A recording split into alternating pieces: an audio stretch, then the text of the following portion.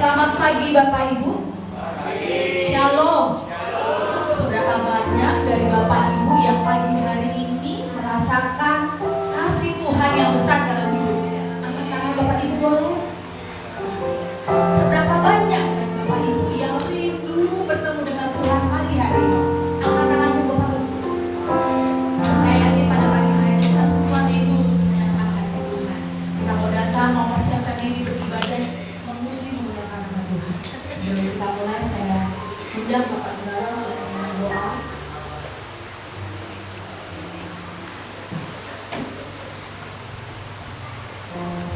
Mari Bapak Ibu kita satukan hati kita akan berdoa bersama-sama. Bapa kami yang di surga, terpujilah nama-Mu, agunglah karya-Mu, besarlah perbuatan tangan-Mu. Tuhan Yesus, kami serahkan kebaktian di dalam tangan pengasihan-Mu.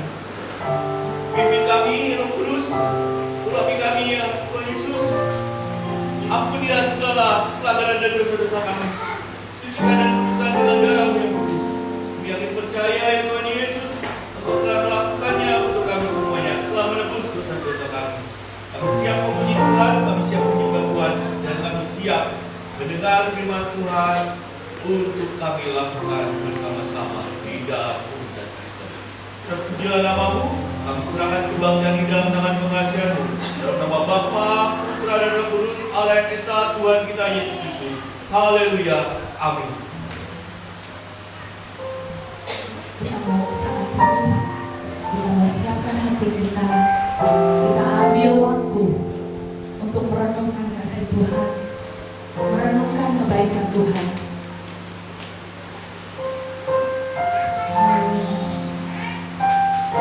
Kami memuji Tuhan, kami rindu memuji Tuhan.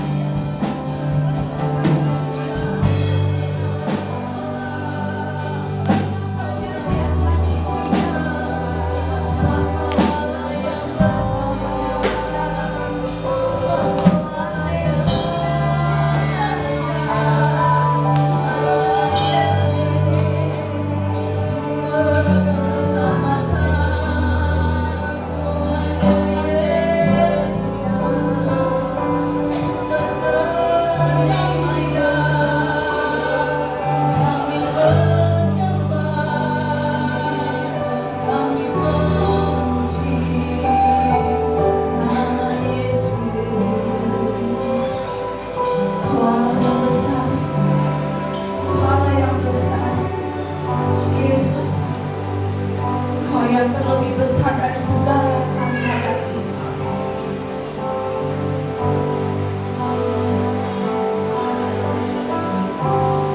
Yesus lebih besar. Katakan dengan sungguh, Yesus lebih besar di dalamku.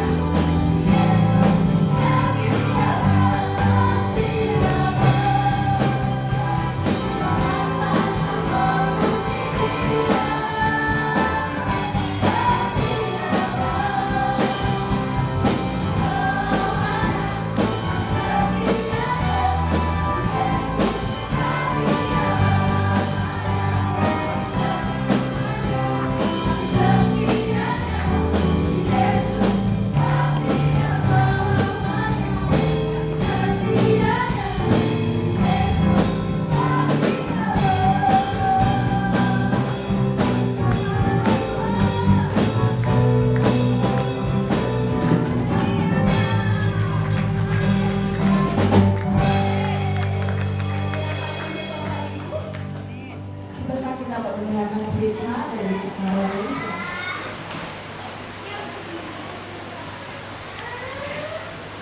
Shalom.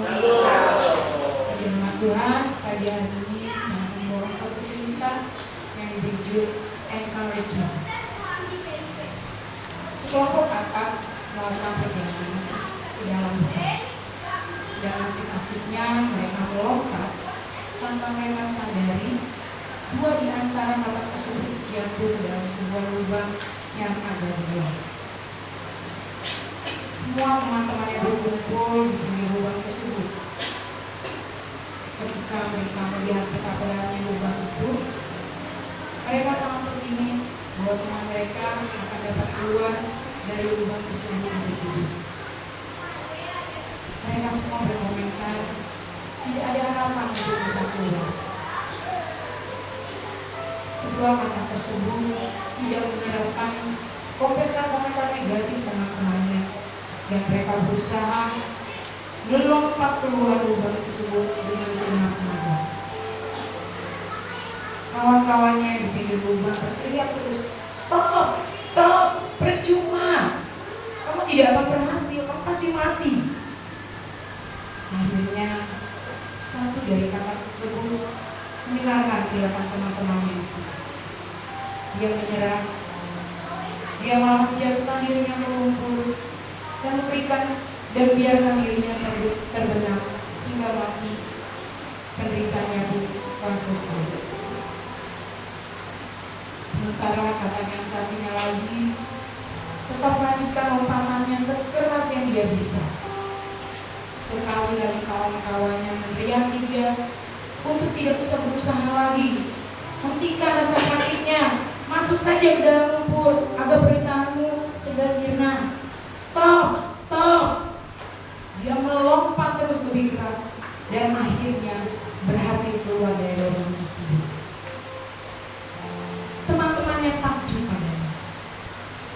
Mereka bertanya, "Apa kamu tidak mendengar suara kami?" Kata itu ternyata benar. Dia malah berpikir ketika saya mendengar suara teman-temannya, dia menyangka teman-temannya menyemangati dia untuk dapat keluar dari lubang tersebut. Makna cerita ini adalah berhati-hatilah dengan mereka. Ada kekuatan hidup dan mati di dalamnya. Kata-kata yang positif dan motivatif akan mampu mengangkat dan menolong seseorang untuk melewati masa yang tidak. Ingatlah selalu, jika kita tidak dapat memotivasi seseorang, kan setidaknya kita perlu demotivasi diri. Ketika kita tidak dapat menolong, kalau tidak kita dapat membuat dirinya nyaman, kita tidak membuat dirinya tambah susah. Mari jadilah orang-orang yang menyemangati hidup ini ketimbang menghancurkan semangat orang lain. Firman Tuhan yang terakhir, Amsal 18 ayat 21. Hidup dan mati dikuasai dia. Siapa suka menggunakannya akan memakan buahnya. Efesus 4 ayat 29. Janganlah ada perkataan kotor keluar dari mulutmu, tetapi pakailah perkataan yang baik untuk membangun, di mana perlu, supaya mereka yang mendengarnya beroleh kasih karunia. Amin.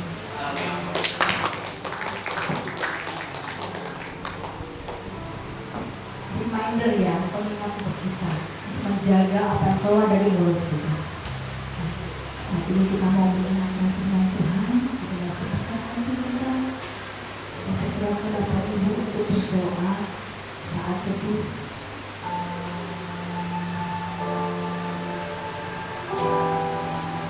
Hanya Yesus yang memberikan kedamaian. Hanya Yesus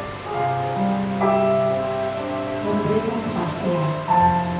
Dan hanya Roh Kudus yang memberikan penghiburan.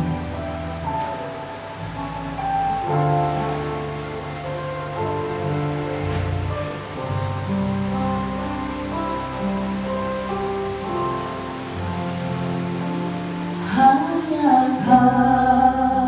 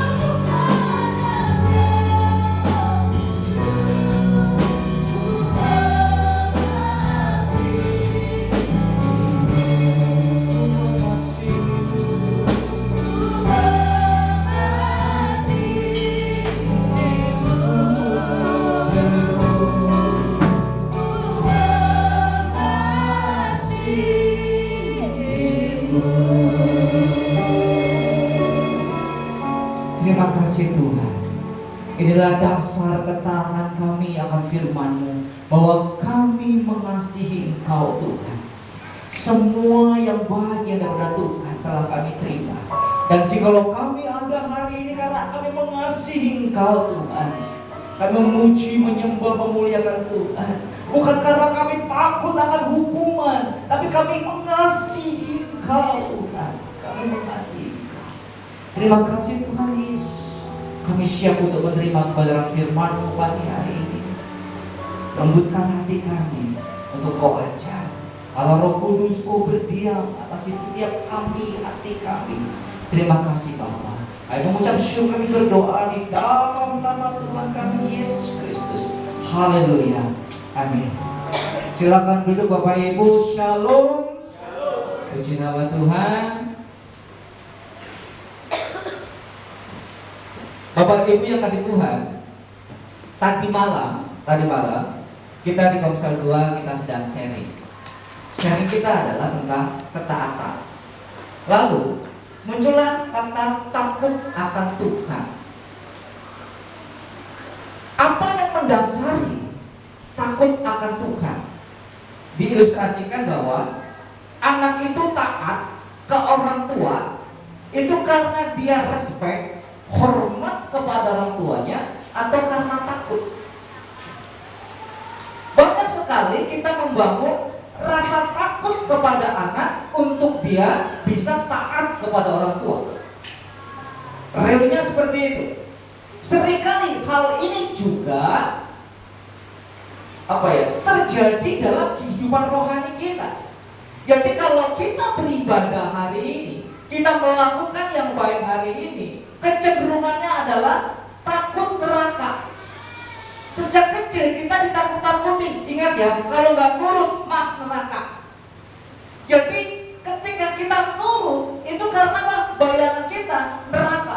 Ketika kita melakukan firman Tuhan, karena kita berpikir kalau kita nggak melakukan firman Tuhan, maka masuk neraka. Jadi rasa takut seperti itulah yang seringkali dibangun dalam diri kita. Seringkali itu juga yang terjadi ketika kita berkendara. Kenapa saudara tidak menerobos lampu merah? Karena sudah berpikir di ujung sana ada polisi. Kalau ketangkap polisi bahaya. Kenapa saudara berkendara motor pakai helm? Kalau nggak pakai helm ditangkap polisi. Ujungnya itu semua. Harusnya ketika kita nggak menabrak lampu merah, ketika kita pakai helm, itu landasannya adalah safety. Bahwa kita mengasihi diri kita, kalau jatuh kepala bocor, maut, begitu. Harusnya ketika kita melakukan segala sesuatu yang berkaitan dengan firman Tuhan, ketuhanan dalam hidup kita, landasannya adalah karena Ku mengasihimu. Jadi semua dasarnya adalah kasih kepada Allah. Kalau kita beribadah karena kita mengasihi Allah, ketika kita baca firman kita mengasihi Allah, ketika kita salat teduh kita mengasihi Allah, ketika kita memberi kita mengasihi Allah. Jadi saya juga kasih gambar seperti ini. Kalau saya nggak KDRT dengan istri saya, itu bukan karena saya takut Komnas HAM, bukan karena saya takut Komnas Perlindungan Perempuan dan Anak, bukan karena saya takut kemudian saya dilaporkan polisi, saya dijemput. Bukan. Kalau saya nggak KDRT terhadap istri saya, karena aku mengasihimu. Jadi landasannya itu, ketika kita tidak berbuat KDRT dengan istri, landasannya adalah karena kita mengasihi istri kita. Jadi kita gak KDRT. Tapi kalau kita gak KDRT karena takut hukuman, takut Komnas HAM, takut Komisi Perlindungan Anak, takut diviralkan, ini loh saudara, bapak ibu, suami saya yang ringan tangan, jebret masuk TikTok, viral. Langsung didatangilah Kapolres, datangilah Komisi Perlindungan Anak dan Perempuan. Bukan itu. Landasannya adalah kasih. Kalau kita takut akan Tuhan, landasannya adalah kasih. Nah, Ini berkaitan dengan tema khotbah hari ini. Yesus Tuhan bagiku. Bagi saya, nggak tahu bagi saudara. Apakah hal yang sama? Kalau yang sama, mari kita katakan sama-sama. 2, 3. Yesus Tuhan bagiku. Kayaknya nggak mantep. Apakah masih ada Tuhan lain di hati saudara? Hah? Masih ada Roro Jonggrang gitu? Bandung Bondowoso? Bukan kan? Oke, coba sekali lagi. 1, 2, 3. Yesus Tuhan bagiku. Dengan imannya, dengan segala konsekuensinya ya. Karena kita mau belajar hari ini. Kolose 1 ayat 15 sampai ayat yang ke-23. Kita buka.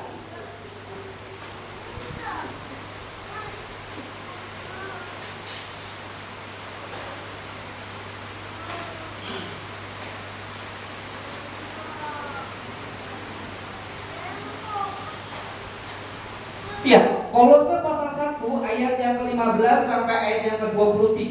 Kita akan baca sama-sama. Saya akan bacakan ayat yang pertama, saudara ayat yang kedua. Maksudnya 15, saudara ayat yang ke-16. Secara bersama-sama nanti ayat yang ke-23. Demikianlah bunyi firman Tuhan dalam Kolose 1 ayat yang ke-15. Ia adalah gambar Allah yang tidak kelihatan, yang sulung lebih utama dari segala yang diciptakan.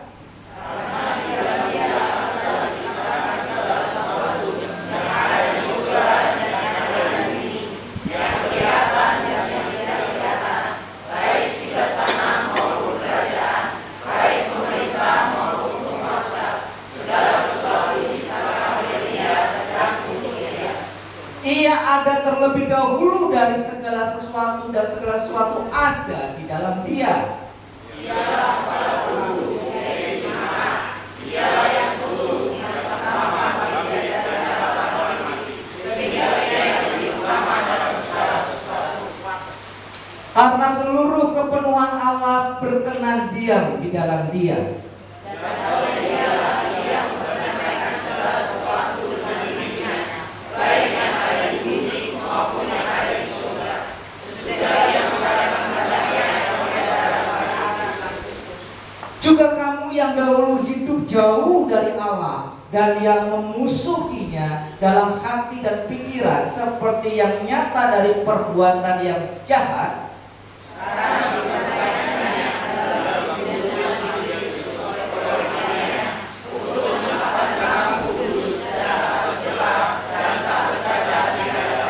sama-sama. Sebab itu kamu harus bertekun dalam, tetap teguh dan tidak tergoncang, dan jangan mau digeser dari pengharapan Injil yang telah kamu dengar dan yang telah dikabarkan di seluruh di bawah langit, dan yang aku ini Paulus telah menjadi pelayannya. Ini landasannya adalah ayat 15 sampai ayat yang ke-22. Tetapi ya benar, ini ternyata kepotong ya. Sebab itu kamu harus bertekun dalam iman, tetap teguh dan tidak tergoncang, dan jangan kamu digeser dari pengharapan Injil yang telah kamu dengar dan yang telah dikabarkan di seluruh alam di bawah langit. Dan yang aku ini Paulus telah menjadi pelayannya. Tetap tekun dalam iman, teguh, tidak tergoncangkan, dan dalam Injil keselamatan. Kenapa hal ini menjadi fenomena hari ini, saudaraku? Kenapa hari ini menjadi penting dan harus dibahas dalam gereja? Karena hari-hari ini telah terjadi istilahnya kalau kita bilang pemurtatan, tapi kalau orang lain mengatakan bahwa banyak hal di dunia sosial banyak orang menjadi mu'alaf. Karena apa? Tidak memiliki dasar yang benar. Paulus ingin mengatakan bahwa ayat 15 sampai ayat yang ke-22, Paulus sedang menjelaskan kealahan Yesus, bahwa Yesus adalah Tuhan, Sebagaimana juga dijelaskan oleh Yohanes dalam Yohanes 1 ayat 1-5, dikatakan apa? Pada mulanya adalah firman. Firman itu bersama-sama dengan Allah. dan firman itu adalah Allah. ia ada pada mulanya bersama-sama dengan Allah. Segala sesuatu dijadikan oleh Dia, dan tanpa Dia tidak ada sesuatu pun yang telah jadi dari segala yang telah dijadikan. Dalam Dia ada hidup, dan hidup itu adalah terang manusia. Terang itu bercahaya di dalam kegelapan, dan kegelapan itu tidak menguasainya. Sedangkan Mats lain juga mengatakan dalam percakapan Yesus dengan murid-muridnya, Yesus bertanya, kata orang, siapakah aku? Dalam Matius 6 ayat 16, kata Yesus, siapakah aku? Lalu Petrus menjawab, engkau adalah Mesias, anak Allah yang hidup. Mesias dalam bahasa Ibrani artinya diurapi atau yang dipilih untuk tujuan tertentu. Dari kata Mesias ini kemudian muncul kata Kristus dalam bahasa Yunani, yang diurapi, yang dipilih untuk tujuan tertentu. Yesus adalah yang diurapi dan yang telah dipilih untuk tujuan keselamatan. Dikatakan anak Allah yang hidup. Sebenarnya anak Allah yang hidup itu seringkali dipahami baru berarti Allah beranak dong, berarti ada mama Allah dong. Orang berpikiran seperti itu, berpikir secara tubuh biologis. Padahal anak Allah adalah frasa. Dalam bahasa Indonesia pasti sudah pernah belajar frasa ya. Adalah frasa yang biasa digunakan pada masa itu untuk menunjukkan sesuatu yang adalah sama. Anak manusia, manusia bukan? Manusia dong. Anak kodok, kira-kira kodok apa kelinci? Kodok dong. Ya kan? Anak kucing, kira-kira kucing atau macan? Kucing.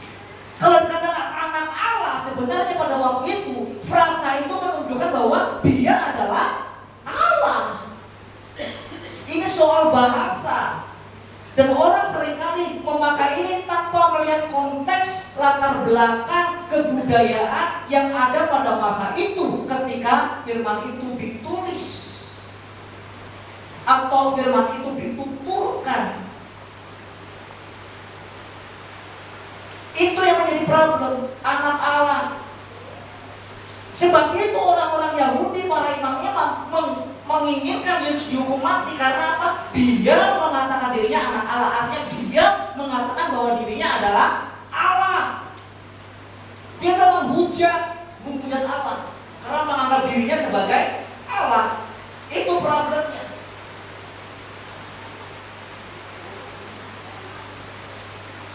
Mengapa Paulus perlu menyampaikan hal ini?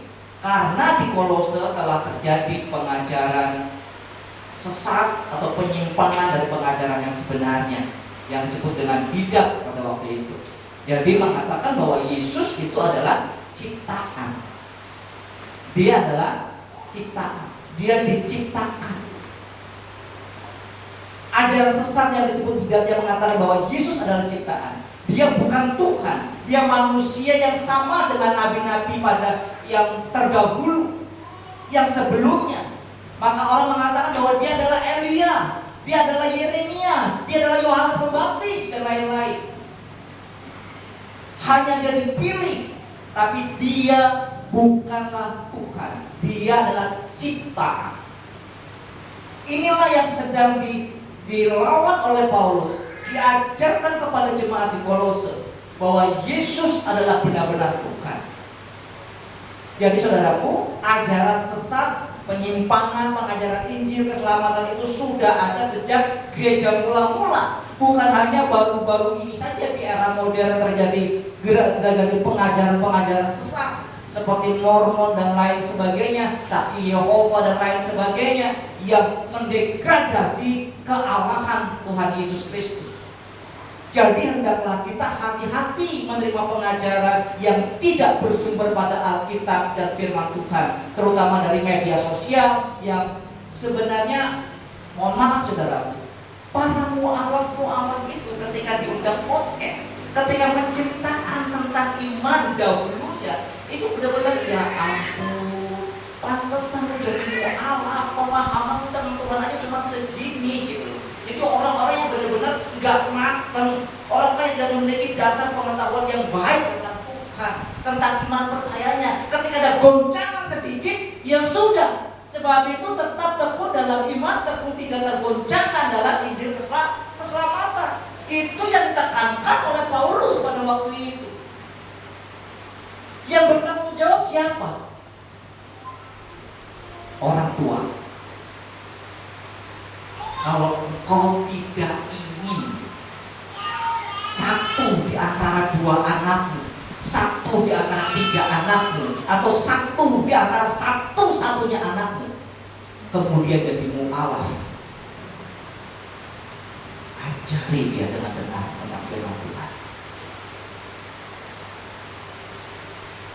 Mohon maaf nih, anehnya orang tua gak mengajar firman Tuhan ke anak. Anaknya dititipkan ke sekolah minggu, yang suruh ngajar guru sekolah minggu. Guru sekolah minggu ngajar cuma 1 jam sepanjang seminggu. Saudara punya 24 jam di rumah kali seminggu.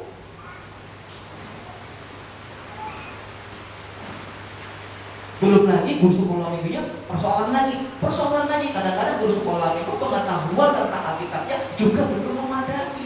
Dan gereja bertanggung jawab untuk pembekalan guru sekolah minggu. Sehingga yang diajar kepada anak-anak ini adalah firman yang benar, yang bersumber daripada Alkitab, Injil Kristus keselamatan. Orang tua yang punya peran. Kalau engkau tidak hati-hati dan sungguh-sungguh, yang hari ini engkau kata-katain itu di medsos karena meninggalkan Tuhan Yesus, jangan-jangan saat itu adalah anakmu sendiri.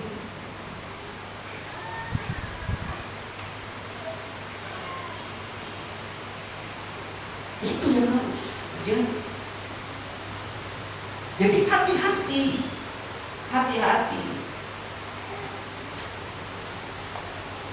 Yang kedua, kalau saudara nonton medsos, tontonlah yang happy-happy, nontonlah yang senang-senang. Gak usah nonton yang debat-debat teologi. Saudara pusing. Karena apa? Itu tidak membangun imanmu. Percaya deh, itu hanya sekadar kepada pengetahuan, tidak pernah membangun. Ingat ini, orang tidak menjadi bertobat karena kalah debat. Perhatikan ini, orang tidak menjadi bertobat karena kalah debat. Kalau kalah debat, ujungnya sakit hati. Buru-buru bertobat, buru-buru terima Yesus, sakit hati. Jadi nggak ada faedahnya itu debat. Yang menang merasa, wow bener kan Tuhan, bener kan, nih dalil-dalilnya, ini landasan-landasannya, kamu gak bisa menjawab. Sombong yang menang. Yang kalah debat sakit hati, gak pindah, gak kemudian bertobat, gak, sakit hati yang ada. Jadi gak ada gunanya. Mendingan saudara nonton YouTube saya yang adem-adem, ya kan? Gak promosi saudara. Saudara nonton yang sesuatu yang menyenangkan, membangun, happy. Kan metabolisme tubuh kita jadi naik, gak gampang sakit gitu kan? Karena happy gitu loh. Ini bukan happy serait ya, happy beneran nih, happy. Kalau happy serait itu moody, ada happy, ada kagak, ada marah-marah. Kalau happy ini benar gitu loh, happy, bukan happy yang moody.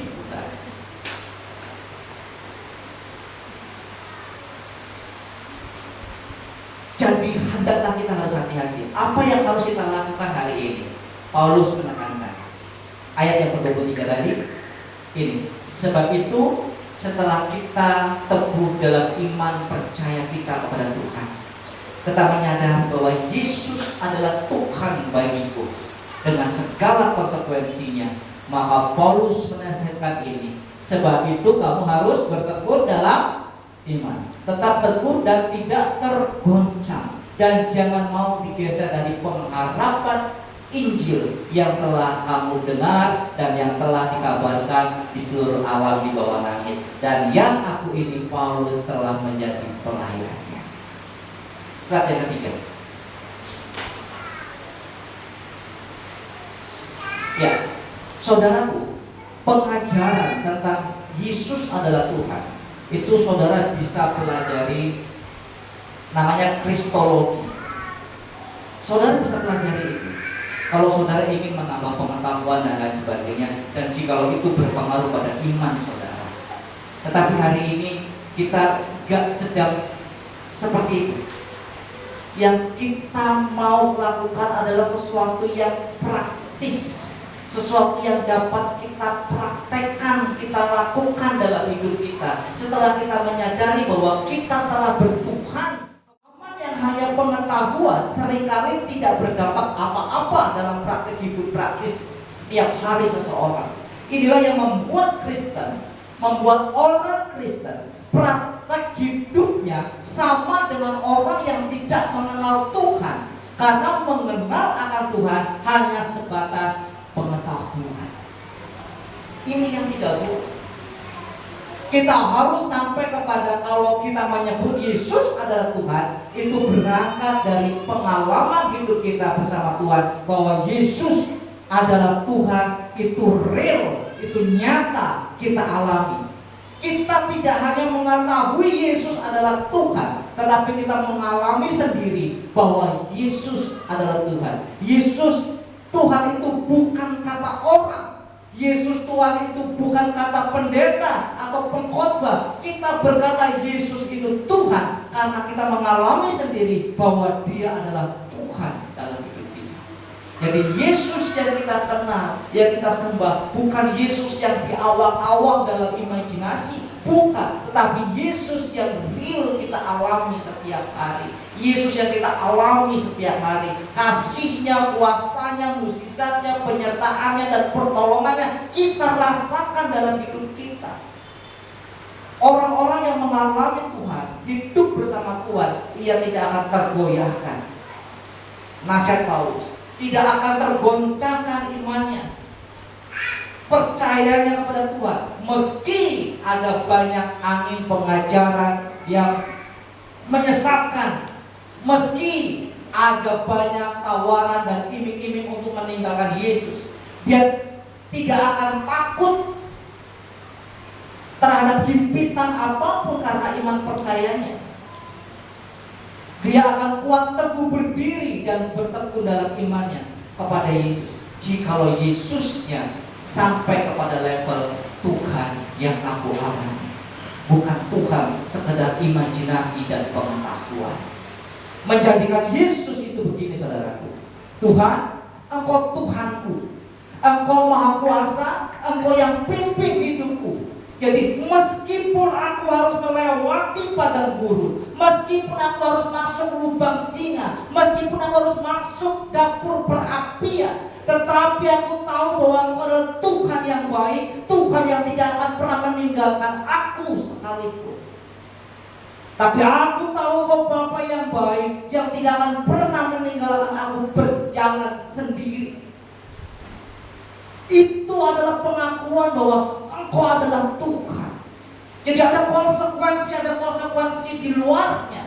Dimanapun kita harus menghadapi persoalan pergumulan, tetap Tuhan adalah baik. Sekalipun harus ada Sadrak, Mesak, Abednego keluar dari api, Tuhan tetap baik. Seperti misalnya Daniel harus keluar, harus masuk lubang singa, Tuhan tetap baik. Kita harus percaya itu. Jawab jujur. Adakah saudara yang pernah mengalami masalah yang menurut saudara sangat berat? Ada yang pernah mengalami masalah? Gak ada? Ada, oke. Instruksinya begini ya. Ini saya jadi kayak guru lagi ya. Dengar baik-baik guru. Apakah ada di antara Bapak Ibu Saudaraku yang pernah mengalami persoalan masalah yang menurut saudara itu sangat berat? Berat angkat tangan? Wah, banyak. Dan saudara hari ini masih di sini. Itu amazing. Itu luar biasa. Artinya apa? Artinya mau menang atas masalahmu. Amin. Saudara yang berpikir masalahmu itu begitu berat waktu itu, hari ini kau masih di sini memuji Tuhan, menyembah Tuhan. Artinya Tuhan meluputkan engkau. Artinya kau menang atas masalahmu. Artinya kau keluar dari persoalanmu. Dan Tuhan itu baik. Artinya Tuhan kau alami. Karena saya tahu saudaraku, yang saya tahu adalah ketika orang mengalami masalah yang begitu berat, hari ini dia berakhir di panti rehabilitasi. Panti rehabilitasi kejiwaan. Karena depresi jadi gila. Ujungnya di sana. Ada orang yang mengalami masalah yang begitu berat, hari ini berakhir di panti rehabilitasi ketergantungan obat. Depresi, akhirnya konsumsi narkoba. Ada orang yang hari ini karena masalahnya begitu berat, berakhir kepada apa? Kursi roda. Depresi, akhirnya stroke. Tapi saudara mengalami masalah yang begitu berat, tapi saudara masih ada di sini. Itu luar biasa. Tuhan melumpuhkan saudara. Tuhan beri kemenangan pada saudara.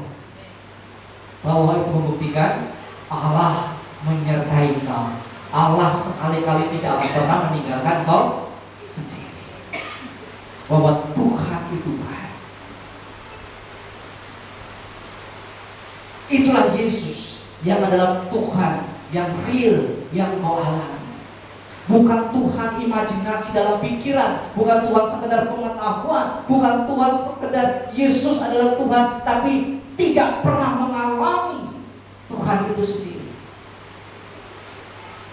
Dan ini adalah suara pengembalaan dari Bapak Gembala. Yesus adalah jalan satu-satunya keselamatan. Yesus adalah satu-satunya juru selamat. Kalau ada istilah banyak jalan menuju Roma, tetapi hanya ada satu jalan menuju rumah Bapa di surga. Di luar Yesus tidak ada keselamatan. Amin. Di luar Yesus tidak ada keselamatan. Kalau ada pengajaran mengatakan bahwa ada keselamatan di luar Yesus, kita harus mengatakan itu tidak alkitabiah. Itu tidak benar. Tidak ada landasan firman Tuhannya bahwa keselamatan hanya ada di dalam Yesus Kristus. Serta ya. Jadi ketika kita sudah menyadari bahwa kita telah bertuhan dengan benar, bertuhan dengan Tuhan yang benar, Tuhan yang hidup, Tuhan yang kita alami, hari ini kita harus melakukan apa? Sikap dan praktek hidup apa yang harus dimiliki oleh setiap orang yang menjadikan Yesus Kristus sebagai Tuhan? Yang pertama adalah menyadari realitas dosa dan bertobat. Ini harus kita katakan setiap hari, setiap saat. Poin satu ini penting saya sampaikan karena pertama kita menjelang Jumat Agung bulan depan. Dan juga Paskah. Dan tujuan Yesus datang ke dunia adalah menggenapi sebagai Tuhan dan Juru Selamat dan Penebus. Itulah kaitannya dengan tema Yesus adalah Tuhan bagi kita. Karena apa? Ini juga disamarkan oleh pengajaran di luar, bahwa yang disalib itu bukan Yesus. Yang disalib itu adalah orang yang diserupakan dengan Yesus. Artinya kalau Yesus tidak pernah disalib, Yesus tidak pernah mati. Kalau Yesus tidak pernah mati, maka Yesus tidak pernah bangkit. Tidak ada kematian, tidak ada penyaliban, tidak ada kematian, dan tidak ada kebangkitan. Maka proyek keselamatan yang Tuhan Allah Bapa kerjakan gagal dalam hidup. Proyek keselamatan itu harus melalui jalan salib. Jadi yang disalib itu adalah benar Yesus. Yang mati benar Yesus adalah mati. Jadi jangan mengatakan bahwa Yesus gak mati. Yesus mati. Dia turun ke dunia orang mati. Tapi dia juga bangkit. Dan dia juga naik ke surga. Poin itu. Karena ayat 20 berkata apa? Ayat 20 dari Kolose dikatakan demikian, ayat 20, dan oleh sudah ditutup Alkitabnya ya? Oke, ayat 20, dan oleh Dialah ia memperdayakan sesuatu dengan dirinya, baik yang ada di bumi maupun yang ada di surga. Sesudah ia mengadakan pendamaian oleh darah salib Kristus. Ini harus terjadi. Ini nggak boleh nggak terjadi. Ini terjadi. Karena apa? Selanjutnya, ya. Karena dosa manusia berada dalam keterpisahan dengan Allah. Keadaan ini menjadikan manusia sebagai seteru Allah. Dan inilah pendamaian itu. Dan inilah pendamaian yang dikerjakan oleh Tuhan Yesus. Kita tidak berjuang sendiri karena Bapa kita melengkapi kita dengan berbagai fasilitas. Jadi dalam kita menyadari realitas dosa, kita mau bertobat, kita tidak sedang berjuang sendiri. Setiap kita yang memanggil Yesus Kristus Tuhan memiliki panggilan yang sama, yaitu masuk proyek penyelamatan yang disediakan oleh Bapa. Bapa melengkapi kita dengan fasilitas supaya kita sampai kepada tujuan akhir, yaitu kekekalan bersama Bapa di sorga. Yang pertama, fasilitas apa yang kita miliki? Kita memiliki Tuhan Yesus yang memberikan dirinya sebagai korban tebusan. Yang kedua, firman Tuhan diberikan untuk pembaharuan budi, sebagaimana dikatakan dalam Roma 1 ayat 16-17. Sehingga orang hidup dalam pertobatan dan melakukan kehendak Allah. Dalam Matius 7 ayat 21. Dan yang ketiga, Roh Kudus diberikan sebagai penolong. Bapak Ibu saudara Tuhan, jangan pernah mendasarkan keselamatan, jangan pernah mensederhanakan keselamatan. Seringkali kita mensederhanakan keselamatan itu dengan berpikir begini: asal sudah jadi orang Kristen, asal sudah dibaptis, asal sudah masuk komunitas gereja, komsel dan lain sebagainya, pasti masuk surga. Tidak seperti itu Bapak Ibu. Ada yang harus setiap kita perjuangkan, yaitu bagaimana hidup kita berkenan di hadapan Allah. Kita harus belajar firman supaya kita mengerti kehendak Allah. Kita harus belajar taat, belajar setia dalam proses yang Tuhan berikan bagi kita. Dalam prosesnya kita harus menyangkal diri dan harus pikul salib, supaya setiap kita bertumbuh dalam iman, pengharapan dan juga kasih. Dengan demikian nyata bahwa kita hidup dipimpin oleh Tuhan dan hidup kita menjadi kesaksian yang membangun bagi orang lain.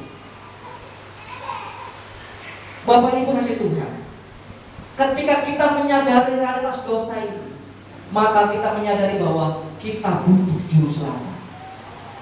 Yang kedua, setelah kita terima juru selamat, kita harus belajar taat, hidup menurut apa yang Tuhan kehendaki, supaya kita sampai kepada level berkenan di hadapan Tuhan.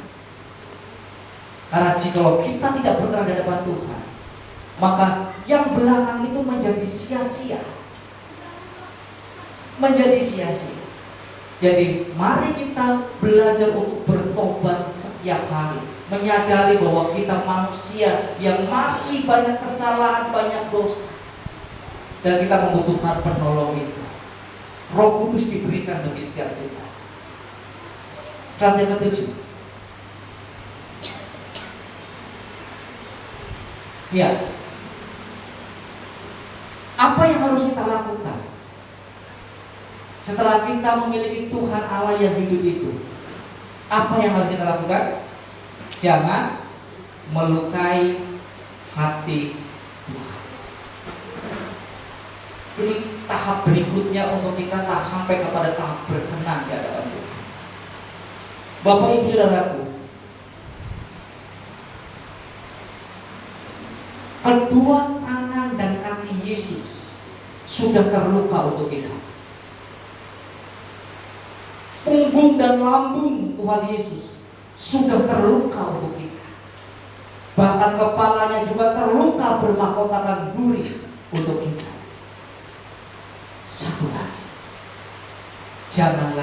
kita melukai hati. Saudara mungkin berkata, kapan aku melukai hati Tuhan? Ketika kita tidak mengasihi Tuhan lebih dari yang lain, kita sedang melukai hati Tuhan. Itu artinya ada Tuhan-Tuhan kecil, Tuhan-Tuhan lain di hati. Kalau engkau mengasihi Tuhan tidak lebih besar daripada kasihmu kepada hal yang lain, engkau sedang melukai hati Tuhan. Saat kapan kita melukai hati Tuhan? Ketika kita tidak mengutamakan Tuhan lebih daripada yang lain, kita sedang melukai hati Tuhan. Ketika kita tetap hidup dalam dosa dan tidak bertobat, kita sedang melukai hati Tuhan. Mari kita periksa hidup kita. Ingat poin yang pertama, realitas dosa dan bertobat. Ketika kita menyadari kita hidup dalam dosa, tetapi kita tidak bertobat, tetap menikmati dosa saudara, di situ kau melukai hati Tuhan. Saat kapan kita melukai Tuhan? Ketika kita tidak bisa mengampuni saudara dan sesama kita. Ketika kita masih menyimpan sakit hati, akar pahit, kepahitan dan dendam, di situ kau melukai hati Tuhan. Ketika mulut dan perkataan kita menyakiti, merendahkan orang lain, kita sedang melukai hati Tuhan.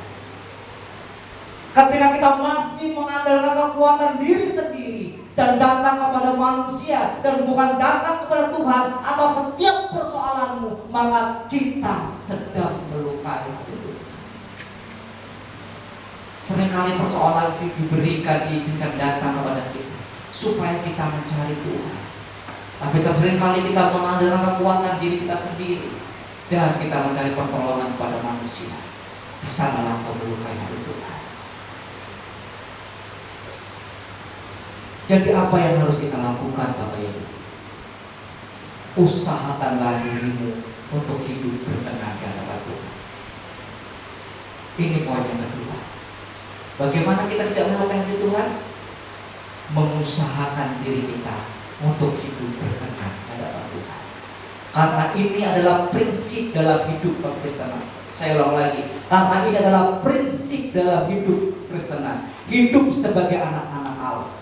Landasan yang paling dasar, fondasi yang paling utama dalam hidup Kristen adalah prinsip untuk selalu hidup berkenan di hadapan Tuhan.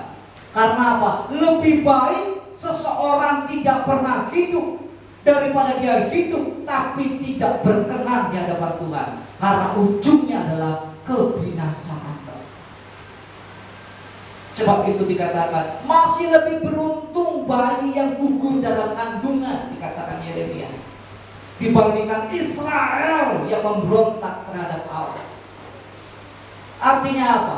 Artinya lebih baik orang tidak pernah hidup, dilahirkan dan lain sebagainya, daripada dia hidup tapi hidupnya tidak berkenan di hadapan Allah. Karena apa? Ujungnya adalah kebinasaan. Ujungnya adalah kebinasaan. Jadi Bapak Ibu kasih Tuhan, mari kita berjuang hari lepas hari, mendandani hidup kita supaya semakin hari semakin berkenan di hadapan Tuhan, semakin genaplah firman Tuhan dalam hidup kita. Digenapilah firman Tuhan, kamu adalah terang dunia, kota yang terletak di atas gunung tidak mungkin tersembunyi. Kalau kita hidup berkenan di hadapan Tuhan, maka kita dapat menjadi terang dunia. Inilah hidup yang menjadi saksi Tuhan, hidup yang menjadi saksi Tuhan, hidup yang dikenal oleh Tuhan, sehingga orang yang melihat hidup kita, mereka melihat Tuhan yang hidup dalam hidup kita, dan mereka memuliakan Tuhan Allah kita, Yesus Kristus. Jangan sampai orang melihat hidup kita lalu mereka berkata, dasar setan. Itu sudah tidak lagi berkenan di hadapan Tuhan. Kalau kita masuk kantor kita, di dalam kantor itu sudah ada orang, lalu dalam hati yang mengatakan, setannya datang lagi, setannya udah masuk. Wah, berarti selama ini hidup kita tidak memuliakan Allah, sehingga hidup kita tidak menjadi saksi, sehingga teman kerja kita sendiri aja merasakan kita bukan anak Tuhan tapi anak setan. Karena apa? Kelakuan kita mungkin. Karena apa? Perkataan kita mungkin. Karena apa? Karena cara kerja kita mungkin. Kan sering kan begitu kan, karyawan-karyawan gitu. Bagaimana dia dapat promosi jabatan dan disanjung-sanjung atasan dengan cara menjilat atasan. Nah, begitu ya. Itu yang terjadi. Seringkali teman sendiri jadi korban. Teman sendiri kena omel, kena marah. Karena apa? Ada yang bocor. Harusnya ini kan kesalahan satu orang, ini kesalahan tim nih. Bagaimana kita bisa menyelesaikannya sama-sama, bareng-bareng. Enggak saling ngadu. Kalau era sekarang saling ngadu. Supaya apa? Supaya dipuji bos. Atasan senang. Ujung-ujungnya tetap aja tuh. Waktunya PHK juga PHK. Ya kan? Waktunya tertentu nggak dibutuhkan juga dibuang. Udah menjilat sampai licin kayak oli. Waktunya dibuang tetap dibuang. Waktunya nggak dibutuhkan tetap dibuang. Oh, sekarang udah upgrade. Kamu udah nggak bisa lagi kerja di sini. Untuk level ini paling nggak udah S1, kamu SMA semuanya nggak masuk. Dulu dirayu-rayu supaya bisa masuk kerja di situ. Nah, jadi kita harus waspada. Dalam hidup kita harus waspada. Apapun hidup kita hari ini, marilah kita belajar untuk hidup berkenan di hadapan Tuhan. Dan ingat, engkau memiliki Tuhan yang hidup. Tuhan yang satu-satunya dalam hidup kita. Tuhan yang engkau alami menolong saudara. Tuhan yang saudara alami membuat mukjizat demi mukjizat atas setiap saudara. Tuhan yang saudara alami melepaskan saudara dari segala persoalan. Dan engkau hari ini menjadi orang-orang yang aman. Saudara kasih Tuhan, kembali kepada Paulus. Jangan tergoncangkan imanmu. Percaya kepada Tuhan bahwa Dia adalah satu-satunya yang hidup, Tuhan dan Juru Selamat kita. Amin. Tuhan memberkati kita.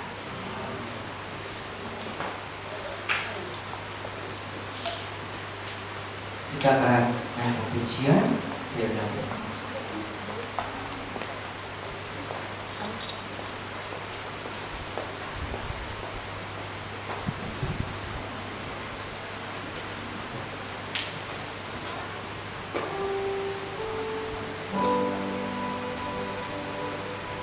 Tuhan, ku mau menyerahkan.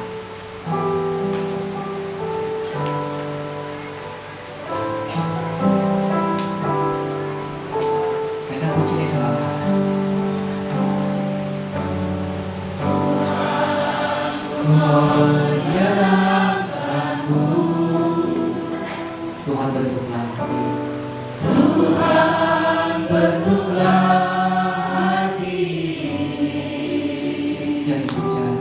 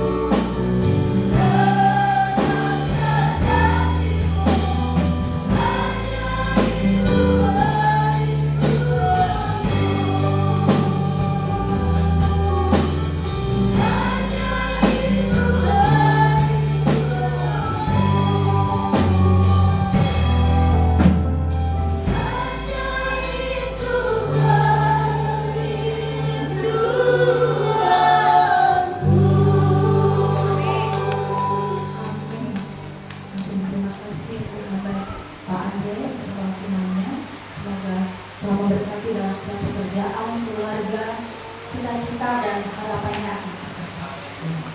Silakan Bapak. Sebelum kita mendapat pengumuman, kita akan memberikan persembahan. Kita siapkan apa yang sudah Bapak Ibu siapkan. Kita akan satu pujian nanti bahwa Yesus sebab Dia baik. Sebelumnya saya pimpin dalam doa untuk pemberian persembahan. Allah Bapa yang baik, Allah Bapa yang besar, Allah Bapa yang luar biasa, kami telah mendengarkan firman-Mu. Dan Tuhan firman-Mu menjadi pegangan hidup kami untuk kami menjalani hari-hari ini. Kalau kami saat ini Tuhan telah mempersiapkan sebagian dari berkat yang kami terima untuk dibawa dalam rumah-Mu Tuhan, Engkau memberkati persembahan kami, Engkau memuluskan kami ya Bapa, sehingga apa yang kami berikan boleh Tuhan berkenan di hadapan-Mu, boleh menyenangkan hati-Mu ya Bapa. Engkau memberkati Tuhan pekerjaan di gereja ini ya Bapa, pelayanan di gereja ini Tuhan, untuk memberikan Tuhan sukacita, damai sejahtera, pengabaran Injil pada jemaat-Mu ya Bapa. Kami menyerahkan Tuhan persembahan kami dalam nama-Mu, Engkau yang memberkati. Haleluya. Amin.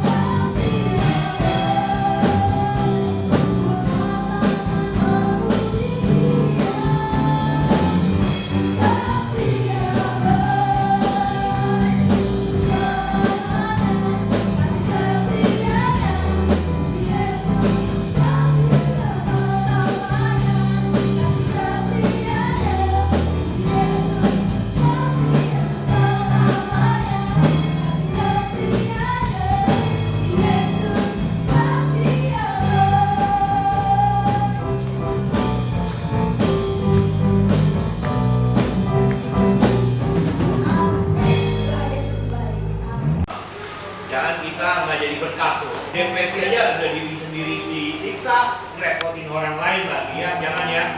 Kalau depresinya menghasilkan uang nggak apa-apa, kebanyakan orang depresi itu buang-buang uang ya. Jadi jangan sampai depresi dan jangan sampai nggak jadi berkat ya, bakal dikutuk. Dia yang punya masalah, dia yang gila, kita yang ikut-ikutan, jangan ya. Jadi Bapak Ibu jangan sampai depresi. Ingat, Tuhan adalah kekuatan kita. Tuhan adalah sumber kehidupan kita, bukan yang lain. Terima kasih Pak Andre. Ya, Tuhan Yesus bagi kita, bagi saya. Baik. Yang kedua, ada yang bertanya, Pak itu kok kenapa ya? Iya, Tuhan itu baik. Itu menunjukkan bahwa apa? Kita bisa lawan ini semua dengan apa? Menyenangi diri kita sendiri. Kalau punya anak mah gampang, kasih ayam telur ceplok terus. Nggak hidup sih hidup ya, mungkin disulang cuma. Tapi ada orang tua bilang enggak, saya mau ekonomi, saya mau belanja ke pasar, saya mau gula, saya mau marut, kelapa, semua itu ada yang diusahakan. Begitu juga orang kerja. Saya nggak apa-apa dia bangun pagi, nggak apa-apa saya pulang ini temuin anak. Begitu juga kepada Tuhan. Nggak apa-apa saya berikan yang terbaik. Saya punya kok di lemari ada pakaian-pakaian yang memang baik, yang memang pantas dan bagus-bagus. Saya akan gunakan ini saat saya sedang terpuruk, saya sedang tidak punya apa-apa lagi. Saya akan gunakan itu. Nah itu maksud saya. Bawa yang terbaik. Yang ketiga, di Tuhan kita ada undangan dari Menteri Agama untuk mengikuti acara ini acaranya Extravagant Love ya di ICE BSD Hall 9 dan 10 hari Sabtu tanggal 22 Maret. KKR untuk anak-anak jam 9 pagi, untuk pemuda dan remaja jam 12 siang, untuk dewasa jam 5 sore ya. Saudara bisa mengikutinya, ada kebaktian rohani. Tuhan, kami diundang oleh Kementerian Agama Republik Indonesia untuk mengikuti, dan saya mengajak saudara untuk bisa mengikutinya. Ya, kalau memang ada waktu dan yang bisa saya sampaikan. Dan sekarang kita akan mendengar doa syafaat yang akan disampaikan oleh hamba-Nya Pak Tuhan. Mari kita bersama-sama.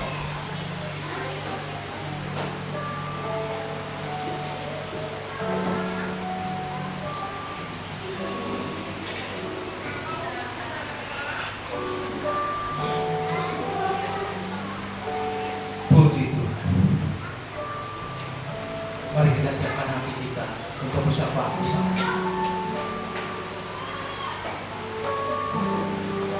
Kuasa-Mu menyelamatkan kami ya Bapa. Janji-janji-Mu menguatkan kami, dan kasih-Mu menyejukkan hati kami ya Bapa. Kami sangat berterima kasih karena kami masih diberi kesempatan untuk datang memuji-Mu, menyembah-Mu, dan belajar dari beberapa firman-Mu Tuhan. Kami sangat bersyukur, dan kembali kami sangat terima kasih karena pagi hari ini kami diberi kesempatan untuk bersyafaat Tuhan, untuk mendoakan saudara kami.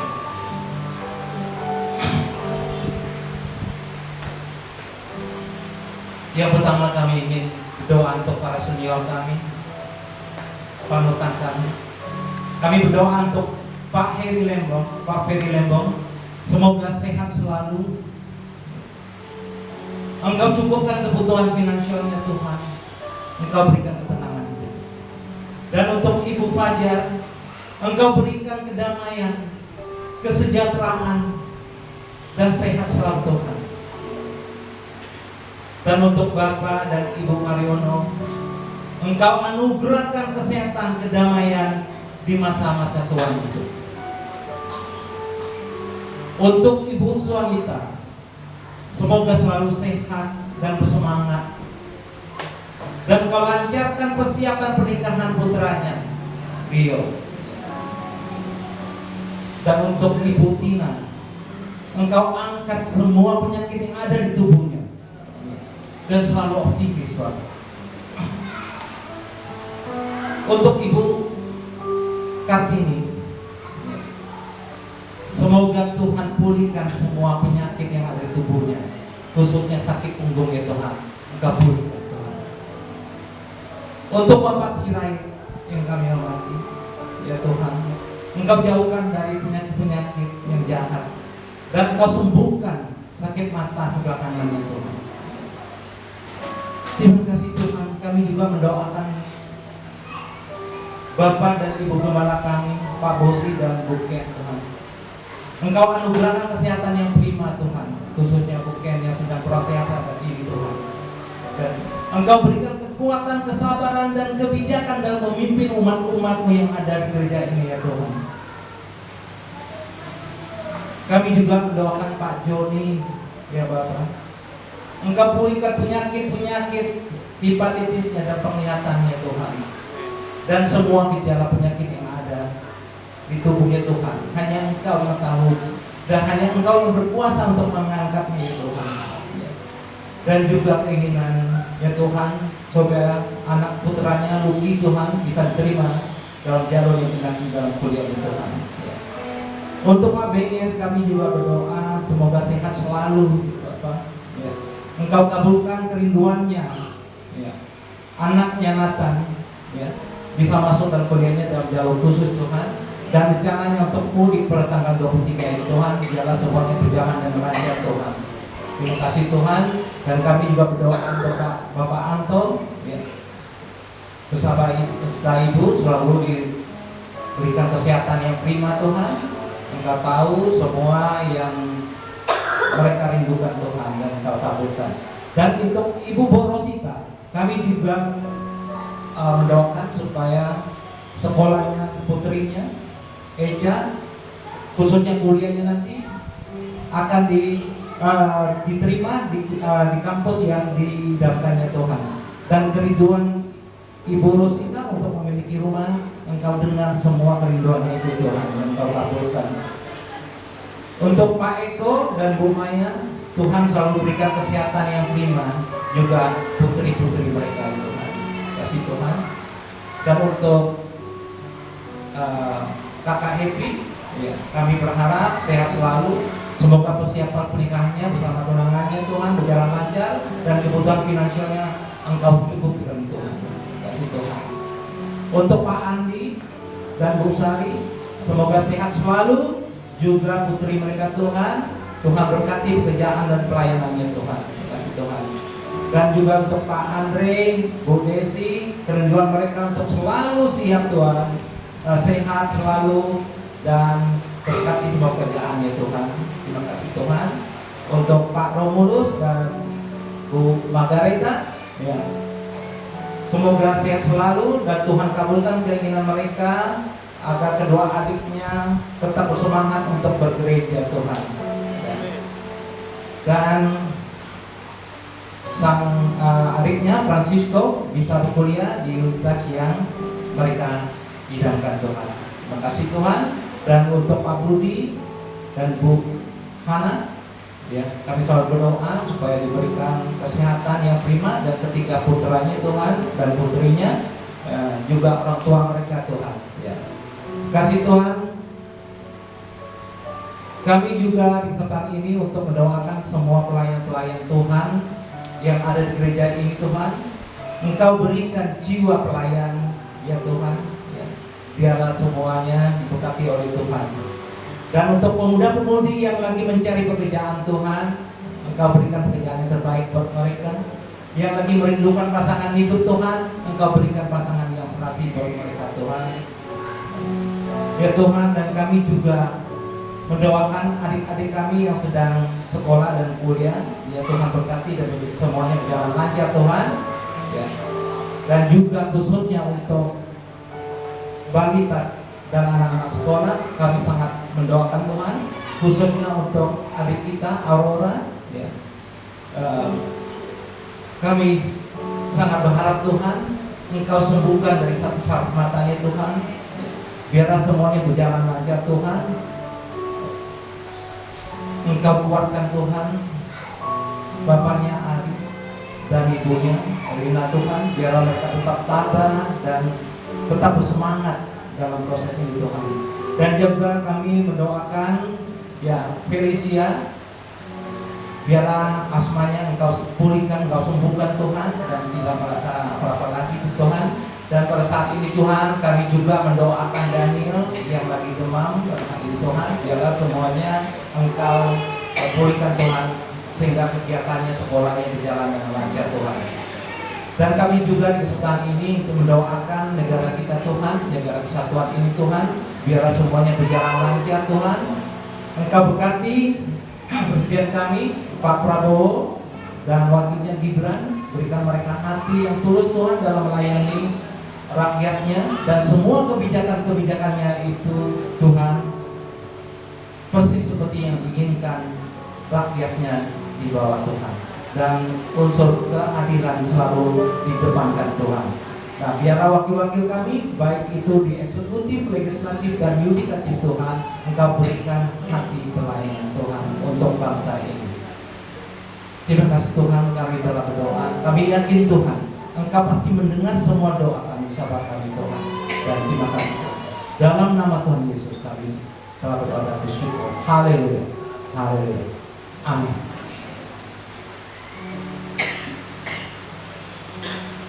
Mari Bapak Ibu kita bagi berdiri, kita terima berkat Tuhan. Allah kuasa, Allah segala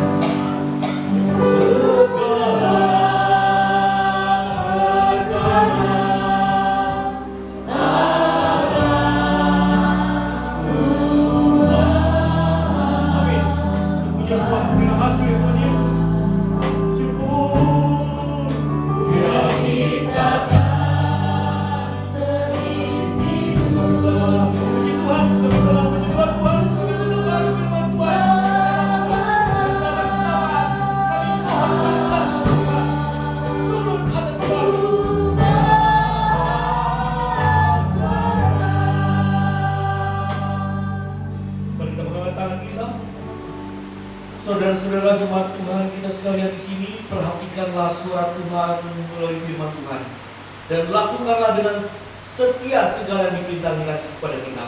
Maka Tuhan Allah akan mengangkat kita di atas segala bangsa ini. Segala berkat datang dan menjadi milik kita. Diberkatkan kita dimanapun dan kapanpun keberadaan kita, baik dalam usaha kita, pekerjaan kita, keluarga kita, dan pelayanan kita. Diberkatkan kita di saat kita bangun maupun tidur. Diberkatkan kita yang umatnya yang kudus, karena Tuhan membiarkan orang membenci kita, tetapi ada pada mereka kekalahan. Diberkatkan kita karena pembenaran Tuhan yang melimpah, sehingga kita dapat mengasihi banyak orang, tetapi kita sendiri tidak meminta-minta dan meminta pinjaman.